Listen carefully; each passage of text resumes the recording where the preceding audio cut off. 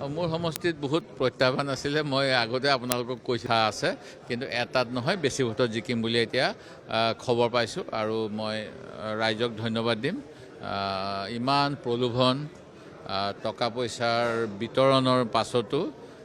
আমাৰ অসমৰ ৰাইজে বিজেপিক প্ৰত্যাখ্যান কৰিব এইটো আমাৰ কাৰণে ভাল হয় হয় হয় মানে মই ষ্ট্ৰং ৰুমত কিন্তু যিখিনি গাইডলাইন আছে গাইডলাইনখিনি চৰকাৰী বিষয়াসকলে মানিব লাগে যিখিনি গাইডলাইন সেইখিনি তেওঁলোকৰ নিজৰ ECIৰ বহুত আছে প্ৰেছ ৰিলিজ আছে পালন কৰা হোৱা তাৰ প্ৰতিবাদ তেওঁলোকে অৱশ্যে মোক মোৰ প্ৰতিবাদটোৰ বিষয়ে ব্যক্তিগতভাৱে মোক যোগাযোগ কৰা নাই ষ্ট্ৰং ৰুম পেপাৰ মেটেৰিয়েলৰ কিন্তু তাত দেখা গ'ল যিটো ডাবুল লক হ'ব লাগে বুলি লিখা আছে ষ্ট্ৰং ৰুমত সেইবিলাক কৰা নাই সেই গতিকে মই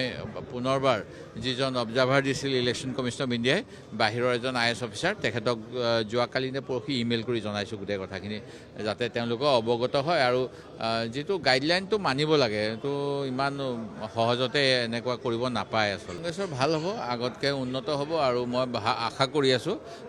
আমি সহযোগী দলসমূহে গৌৰৱ গগৈৰ নেতৃত্বত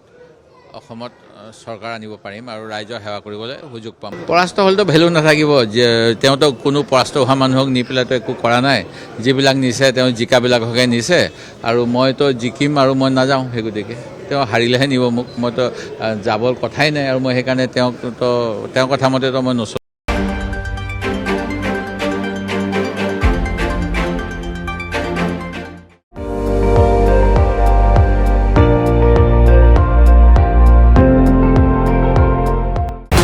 আপুনি চাই আছে ND24